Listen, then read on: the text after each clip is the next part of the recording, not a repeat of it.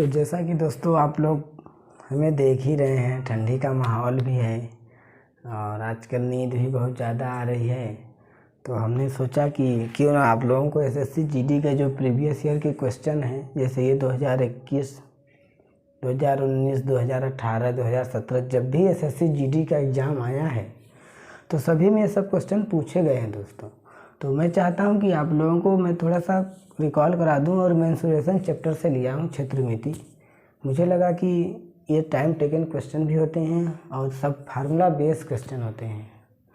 इसमें अगर फार्मूला आपको नहीं याद है तो आप क्वेश्चन नहीं कर सकते। इसलिए मेरे पुराने वीडियो पर अगर देखेंगे तो 18 वीडियो का प्लेलिस्ट मिल जाएगा और जिसमें मैंने मेंसुरेशन बहुत ही अच्छे से 2D और 3D पूरा बढ़िया से कंप्लीट किया हूँ। थ्योरी सहित, सूत्र सहित, पूरे चित्र सहित पूरा समझा दिया हूँ।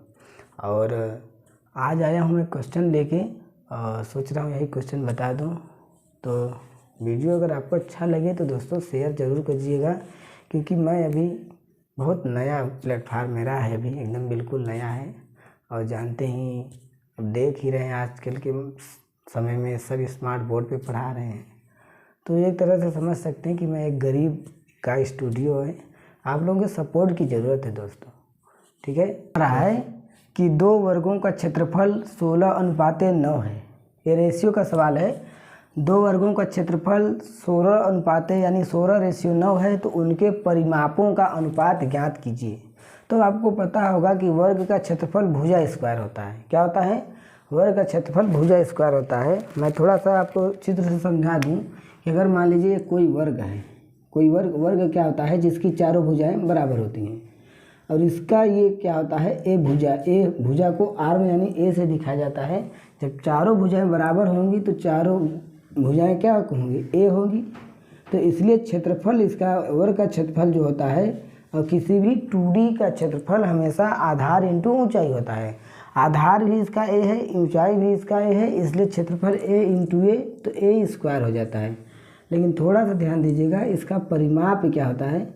और किसी भी चीज़ का परिमाप हमेशा चारों भुजाओं की दूरियां होती हैं। यानी अगर चारों भुजा को जोड़ देंगे तो उसकी दूरी ही परिमाप कहलाती है। तो इसकी चारों भुजा ए है, तो सभी को नापेंगे तो 4a आता है। क्या आता है? 4a।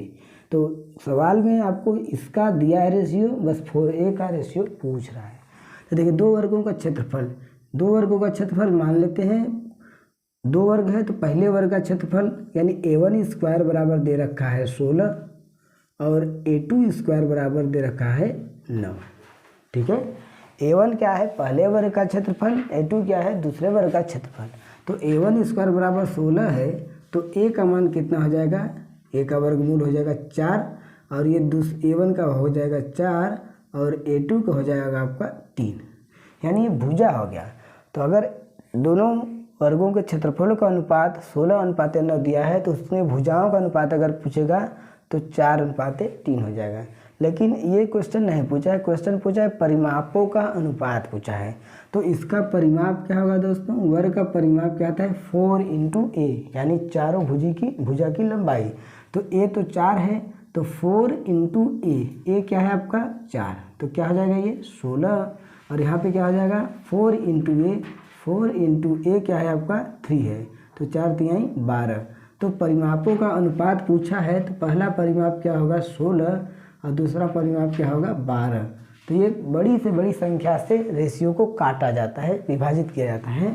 तो 4 से हम देख रहे हैं दोनों कट रहा है, तो 4 चौके 16 और 4 तिहाई 12। तो इसके परिमापों का अनुपात क्या होगा? 4:3।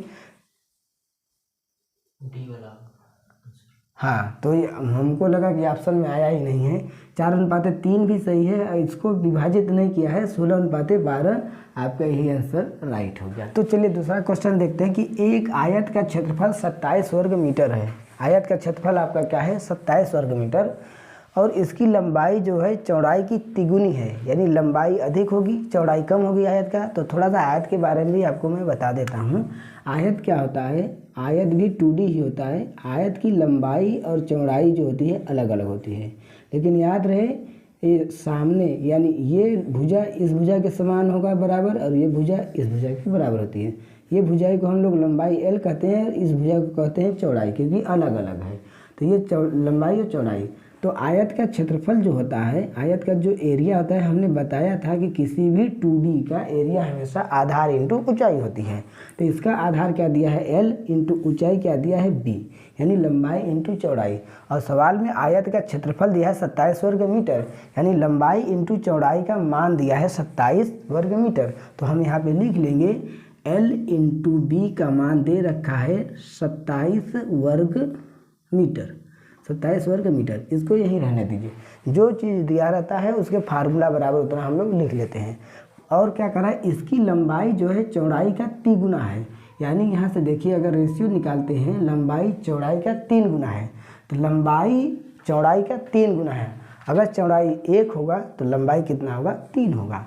तो चौड़ाई को हम 1 मानते हैं और लंबाई को क्या मानते हैं, 3। तो ये जब अनुपात मानते हैं तो हम इसको x या r कुछ भी रख लेते हैं। क्या रख लेते हैं, कुछ भी रख लेते हैं रेशियो के लिए, चाहे r चाहे x।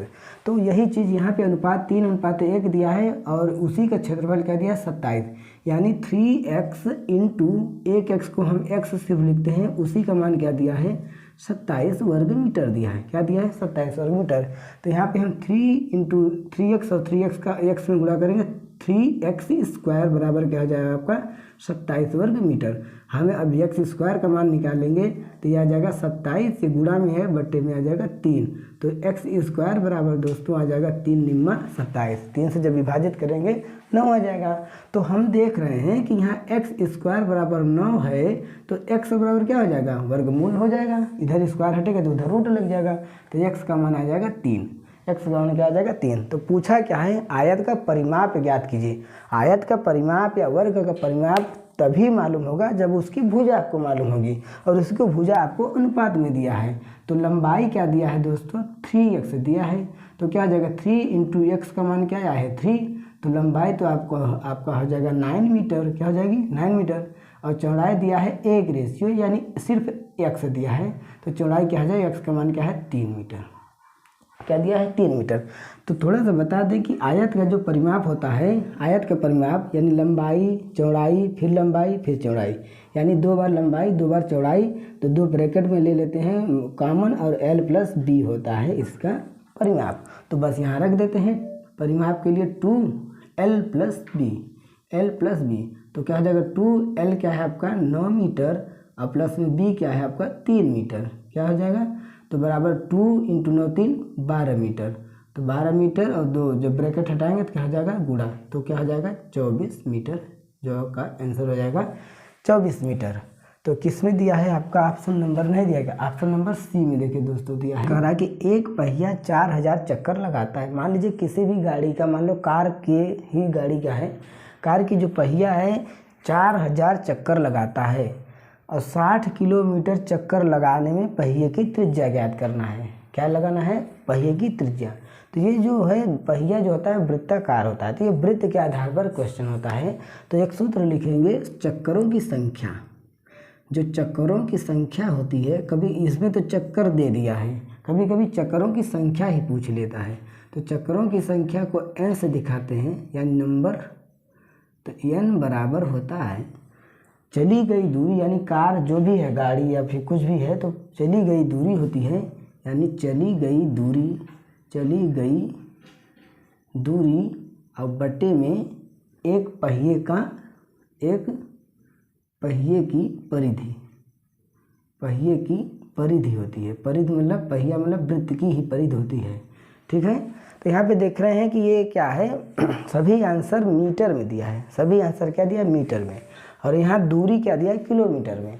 तो किलोमीटर को भी हम मीटर में चेंज कर लेंगे। ठीक है।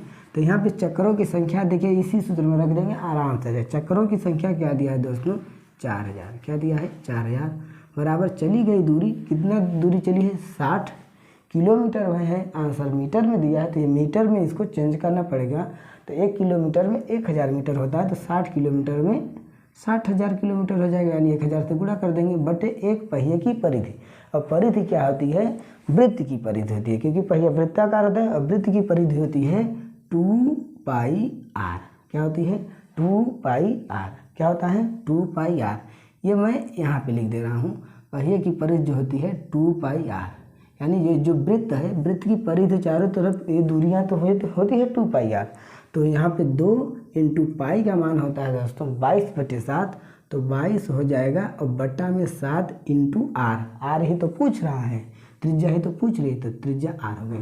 तो एक बात का ध्यान देंगे, ये 7 जो बटे के नीचे बटे होता है, तो 7 जब हम हल करेंगे तो 7 चला जाएगा ऊपर, 7 चला जाएगा कहाँ पे, ऊपर। तो हम इसको पक्षांतर कर देंगे, क्या कर देंगे, पक्षांतर। पहले तो छोटा कर लेते हैं, उसके बाद हम लोग पक्षांतर करते हैं। जब 1000 इधर में आएगा बटे में होगा, तो यहाँ पे 3 जीरो से 3 जीरो इसको हम कैंसिल कर लेते हैं, क्या कर लेते हैं, कैंसिल कर लेते हैं। और इस 2 को इसको काटिए, 30 बार में कटेगा, कितने बार में कटेगा, 30 बार में। फिर यहाँ पे देखिए 30 और 22 बचा है, तो 2 से काटिए, 2 से 15 बार में और 2 से 11 बार में, ठीक है। तो हम पक्षांतर करते हैं इधर, तो 4 है, ये बटे में है तो इधर आएगा, गुणा हो जाएगा 11 × r भी है, तो r उधर चला जाएगा और बराबर उधर क्या है आपका 15 × 7, क्या है 15 × 7, और तो कुछ नहीं बचा है ना। हाँ, तो हमको r का मान लाना है, तो r बराबर क्या हो जाएगा उसको 15 × 7 = 105 और बटे में इधर हो जाएगा 11 × 4 = 44।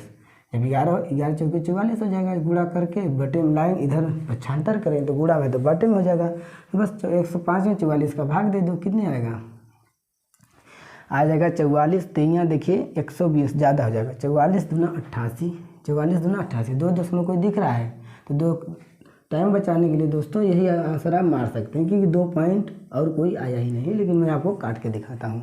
44 दूना 88 दशमलव लग गया। अब 105 में से 88 गया तो कितना बचेगा, 88 1200 हो जाएगा, 12 × 5 = 17, यानी 17 बचेगा, कितना बचेगा, 17 बचेगा। तो यहाँ पे दशमलव लगाया, 17 के आगे 0 हो गया, 170 हो गया, क्या हो गया 170। अब 44 तिहैया कितना होगा आपका,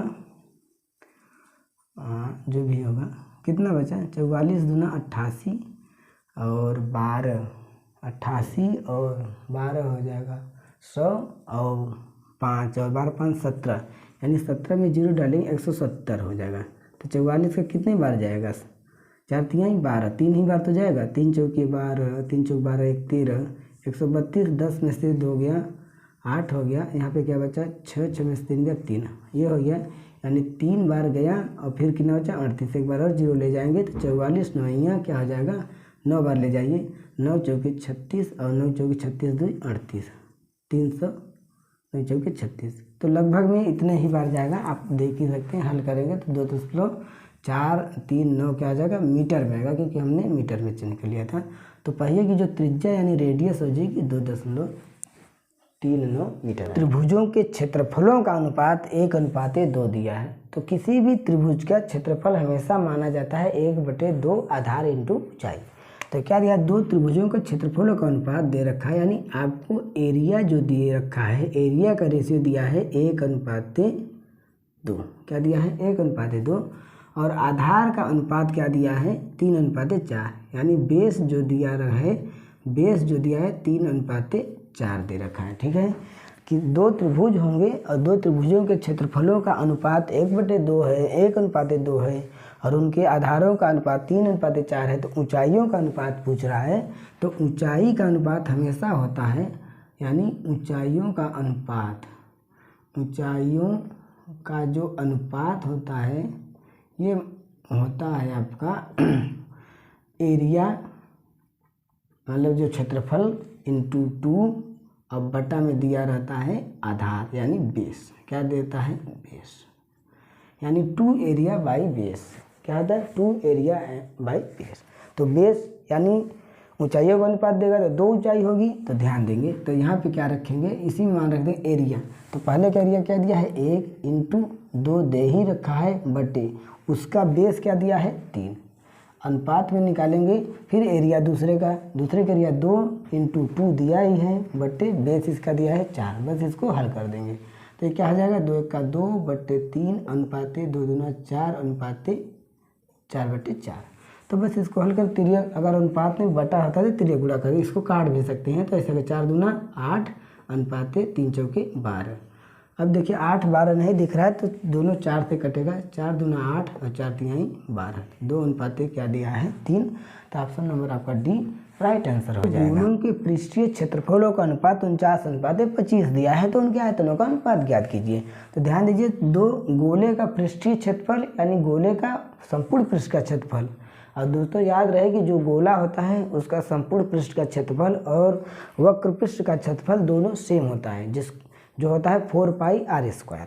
ठीक है, तो यहाँ गोले का पृष्ठीय क्षेत्रफल दो गोला दिया अनुपात दे रखा है 4πr² होता है। ठीक है, तो हम इसको 4πr1² अनुपात 4πr2² करेंगे। क्यों करेंगे? क्योंकि ये पहले गोले के लिए, ये दूसरे गोले के लिए। इसका अनुपात दे रखा है आपको 49:25। क्या दिया है? 49:25। ध्यान देंगे, 49:25 दिया है। तो देखिए 4π से 4π दोनों कट जाएगा, r1² बराबर 49, r2² बराबर 25। तो r1 अनुपात r2 क्या हो जाएगा आपको पता होना चाहिए। तो r1² बराबर 7, 49 दिया तो ये 7 हो जाएगा, ये 25 दिया है तो 5 हो जाएगा, क्योंकि वर्गमूल था, वर्गमूल निकालिए। अब पूछा है कि आयतनों का अनुपात क्या होगा। तो दोनों गोले के आयतन, और गोले का आयतन क्या होता है 4/3 πr3। क्या होता है 4/3 πr3। तो हम πr1³ करेंगे क्योंकि ये पहले गोले के लिए दिया है, और दूसरा गोला क्या हो जाएगा 4/3 πr3 यानी 2 में करेंगे। ठीक है, तो यहाँ पे देखिए ये 4/3 पाई से 4/3 पाई दोनों तरफ कट जाए, r1 क्या है 7 का क्यूब अनुपात r2 क्या है 5 का क्यूब। तो 7 का क्यूब क्या हो जाएगा 7 7 49, 49 7 343, 343 अनुपात 5 5 25, 5 125। तो आयतनों का अनुपात 343:125। तो दोस्तों देखते हैं 6वां नंबर क्वेश्चन दिया है कि एक बेलनाकार टैंक की क्षमता 246.4 लीटर है। यदि इसकी ऊंचाई 4 मीटर है तो आधार का व्यास क्या होगा। आधार का व्यास क्या होता है? त्रिज्या का दोगुना होता है।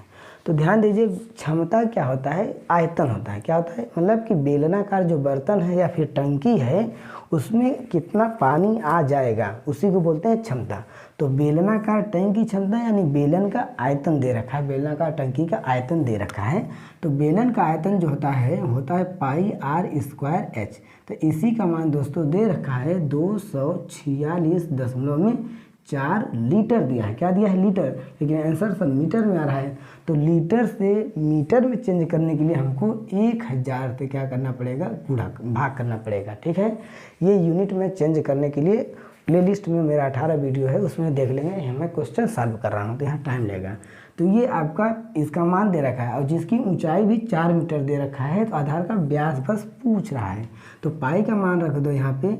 तो पाई का मान होता है 22/7। आधार का व्यास यानी पूछ रहा है तो ये r² ही रह जाएगा। ऊंचाई दे रखा है आपका 4 मीटर। क्या दे रखा है? 4 मीटर। तो इधर क्या हो जाएगा? दशमलव हो गया ना, तो दशमलव यानी 1000 से भाग का मतलब ये 3 अंकों पे दशमलव और लग जाएगा। 1 अंक पे था, ये 3 अंकों पे और लग जाएगा। तो 0.2464 ये मीटर में हो जाएगा, क्योंकि मीटर में हमने चेंज कर लिया था। ठीक है, घन लीटर है तो घन लीटर, तो ऐसे हमने चेंज कर लिया। अब हम क्या करते हैं, r² का मान हम निकालेंगे। तो r² बराबर उधर 0.2464 मीटर हो जाएगा, और ये सब जो गुणा में है सब भाग में आ जाएंगे। ये 4 भाग में आ जाएगा और 22 भी आ जाएगा भाग में, और ये भाग में है तो उधर जाएगा गुणा में आ जाएगा। क्या हो जाएगा? गुणा में। तो बस इसको हम आप काट सकते हैं, 22 से भी काट सकते हो। 22 से काटिए इसको, 22 से कम 22 बचा 2 हो गया 26, फिर 22 से कम 22 बचा 4, 44 हो गया। 22 दूना 44, यानी 22 से पूरा कर गया दोस्तों 0.3 अंकों पे। ठीक है, अब हम क्या कर सकते हैं, 2 4 से भी इसको काट सकते हैं। 4 से इसको काटिए, तो 4 से काटेंगे तो 4 दूना 8 बचा 3 और हो जाएगा 32। तो 4 8 32, दशमलव कितने अंकों पे? 3 अंकों पे। तो यहाँ पे 3, तो पूरा निकल के आएगा 0.028 और गुणित में 7। तो क्या हो जाएगा? 7 8 56 और 7 दूना 14, 14 5 19, 196 आपका 3 अंकों पे। ये दोस्तों r² का मान ये है 0.916, 3 ही अंकों पे रहेगा ना, 3 अंकों पे रहेगा, बहुत सही। तो हम इसके आगे देखिए इसका वर्गमूल निकालेंगे। r बराबर ये वर्गमूल में हो जाएगा 0.196, 0.196।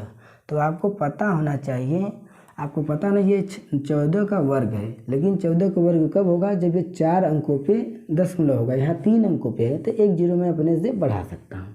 क्या कर सकता हूँ, एक जीरो में बढ़ा सकता हूँ। तो r का मान आ जाएगा, ये तो होता है 14, क्या होता है 14। तो 4 अंकों पे दशमलव है तो ये 2 अंकों पे क्या हो जाएगा, दशमलव हो जाएगा। क्या हो जाएगा, 2 अंकों पे दशमलव, तो 2 अंकों पे दशमलव लगा देंगे तो 0.14 मीटर हो जाएगा। तो ऑप्शन नंबर आपका क्या हो जाएगा, ऑप्शन नंबर ये नहीं है, ये तो त्रिज्या या 0.14 मीटर। देखिए आप गलती से इसको मत लगा देना, गलती से इसको मत लगाना, क्योंकि ये भी दिया है। और व्यास पूछा है, क्या पूछा, व्यास। तो व्यास होता है d बराबर, व्यास होता है त्रिज्या का दुगुना होता है। क्या होता है, त्रिज्या का दुगुना। तो व्यास है 2 इंटू त्रिज्या क्या है 0.14। तो 14 दुना क्या हो जाएगा 28, और दशमलव कितने अंक पे, 2 अंकों पे। अब ये देखिए आंसर आपका हो जाएगा 0.28 मीटर, जो कि ऑप्शन नंबर आपका बी वाला सही, बी वाला नहीं सी वाला सही है, 0.28 मीटर। जल्दीबाजी में आपको आंसर नहीं लगाना है, नहीं तो देखिए ये भी मिल रहा था त्रिज्या में, ये भी दशमलव का अंतर था, ये आंसर आपका सही है। ठीक है, तो दोस्तों आप लोगों को मेरा वीडियो कैसा लगा, अगर अच्छा लगा होगा वीडियो तो लाइक शेयर